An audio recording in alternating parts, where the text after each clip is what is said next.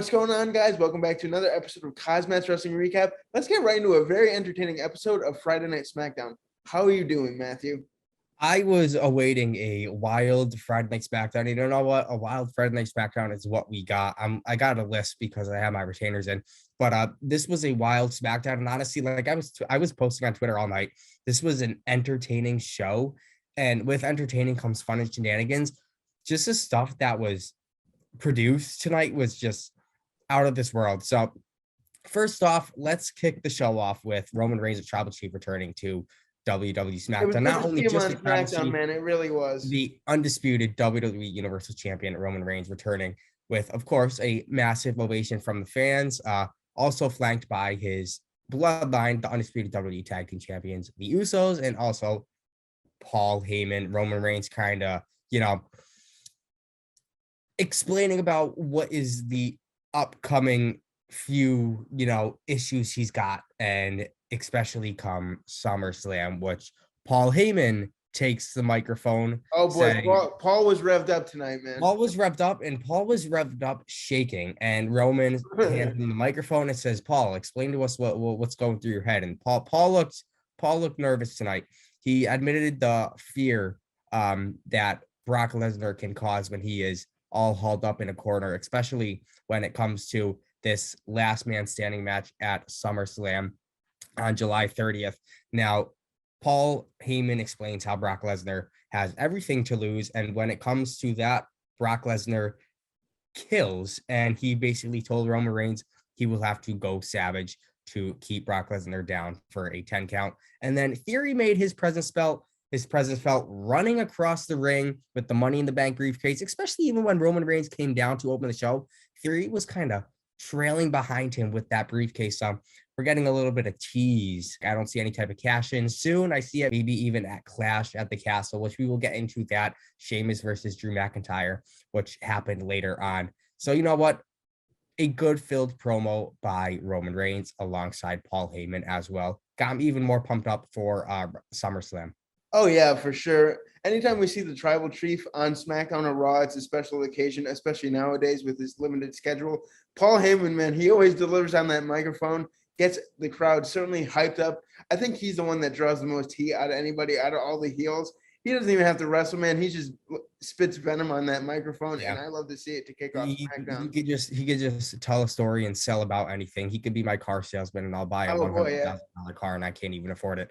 But moving forward, the New Day and the new vicious Viking Raiders trademark. I like this. I really do. Michael Cole, the new Viking Raiders, he says, battling Shanky and Jinder Mahal, kind of a squash match.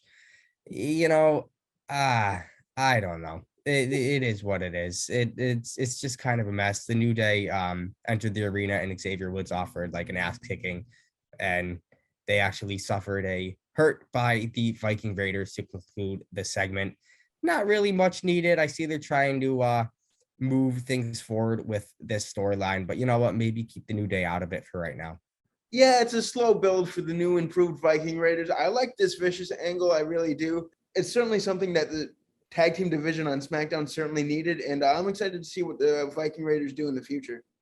I am too. Now they're finally giving that push they deserve, so we'll see what happens without keeping the New Day in the dust. But I do see a Biggie return coming soon. But moving forward, I hope so. Continental Champion Gunther teasing an open challenge for his title before revealing that any challenger must first earn such an opportunity, then bringing out Shinsuke Nakamura. So it was actually Ludwig Kaiser who faced Shinsuke Nakamura. Oh, Nakamura defeated Kaiser with a nice Kinshasa.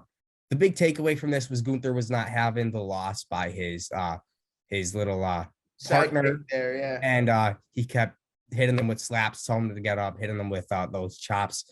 Gunther basically does not accept failure. So if I was Kaiser, I wouldn't be happy if somebody was doing that to me. And Nakamura versus Gunther is going to be all kinds of awesome when it actually finally happens. But it did not happen tonight. No championship or Intercontinental Championship was defended on the show. But you know what? It is what it is. And let me just talk about this. Corbin popping on commentary was just gold, especially Pat McAfee not there because of Money in the Bank. Corbin actually attacked him when Money in the Bank went off air, and Corbin is facing McAfee at SummerSlam on July 30th. But The whole segment, especially with Corbin on commentary, was just gold. Oh yeah, I don't know why Corbin versus Pat McAfee is one of my most anticipated matches going into SummerSlam. I think he's going to steal the show, like what Pat McAfee did with Theory at WrestleMania. I think If so. we get a match even somewhat close to that, we are in for a treat, man. Baron Corbin needed this new opponent, and he's definitely shining in that role. And I cannot wait to see this match at SummerSlam. Absolutely. So, moving forward, the new SmackDown Women's Champion Liv Morgan addresses the Oh WWE. baby, Nice in-ring promo hosted by Michael Cole. That was actually interrupted by Natalya, and then former Women's Champion Ronda Rousey joins and actually challenges Natalya to a rematch. Match actually happens. A little bit of what we saw on at Money in the Bank. Basically, just each woman putting each other in a leg hold and and just all these different type of submissions. And actually, Natalya tapped out by Ronda Rousey's vicious lock. So we could see that they both were feeling the rust, or not ring rust, but they were both feeling the hurt from what they caused each other at Money in the Bank. But you know what? We didn't need this, but if it's something that's going to kind of elevate Rousey, it is what it is, especially Rousey coming back. Yeah, dude, I have to ask you, do you think Liv is going to have a long title reign or a short title reign? I think she's going to have a short title reign. I see it's coming to an end soon, but it is what it is. We need somebody on top right now. We have Bianca Belair on Raw, and now we have Liv Morgan on SmackDown. Sasha Banks is gone, so I'm happy they're having Ronda Rousey, especially Natalya too, kind of on top as well. But it's going to be certainly interesting to see how they're going to go forward with this. But moving forward, what WWE produced next was just a sigh. Max Dupree returning to introduce the world to his Maximum Male Models 2022 talent. This is one of the worst things I've ever seen. Collection. I Mason Mansour basically modeled the athletic wear while Dupree narrated, and what just was absolutely hilarious. We'll post pictures above, but man, Mace and Mansour, they all had these different asterisks above their names as they were all foreigns and whatnot. It just, there was no need for this. I could tell Corey Graves and Michael Cole in the back. Like, how do you even commentate that, dude? I don't understand. They were just sitting in the back quiet so while Dupree was commentating in the ring, while both men were headed towards the ring, kind of, posing down on a carpet that we had and elevated box. But it just was so stupid. It was gold. It was so stupid. It was gold. I'll put it that way. I wish Pat McAfee was there, because imagine what he would have been saying on the microphone, man. He would have went nuts. This just doesn't seem like it fits these wrestlers at all. These are all talented wrestlers. Max Dupree, and those other guys, T-Bar and everybody. It's just, I don't understand what WWE creative is doing there, but we never will. That's true. Definitely trying to fill up some space with talent.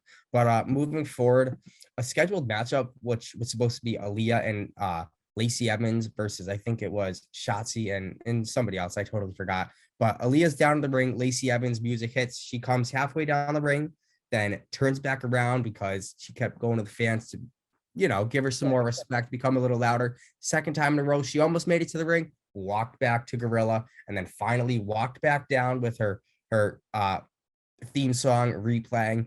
The crowd just wasn't having it. They kept booing the piss out of her. She gets in the ring, demands respect on that microphone, man, slaps Aaliyah as Aaliyah tries to pull her back in the ring from walking back down. It was a mess. Lacey Evans, man, she's just not getting what she deserves. And you know what?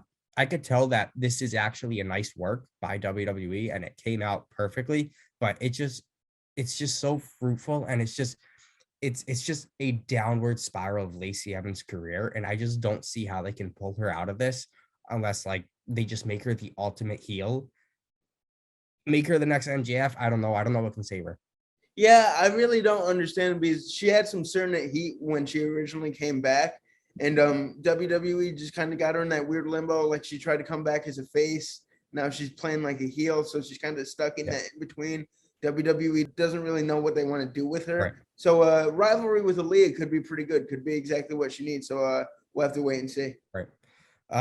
Yeah, I don't know what WWE was thinking there. And also, I don't know what they were thinking next, but I see it was kind of filler. Jimmy and Jey Uso swatting Los Lotharios in a quick action-packed tag team match that started during the commercial break and then kind of ended when we came back. And then after the match, as we cut back, we learned that the Usos defeated Los Lotharios, and Caleb Braxton kind of stirred the pot, claiming some say the Usos got away with the win at Money in the Bank, and there will actually be a special guest referee for their next upcoming rematch, as the Usos kind of just spout we the ones, and just it is what it is. They're not happy about it, but it's something's got to happen. Before we get to our main event, let's just talk about the Usos for a second, right? So yeah, who do you think is going to be the special guest referee? No idea, but Money in the Bank, it looked like Montez Ford's shoulder was up. It clearly was. They kept doing replays of it. Not sure if it was work or if it actually just happened, and they're using this to throw into a storyline to kind of keep things fresh.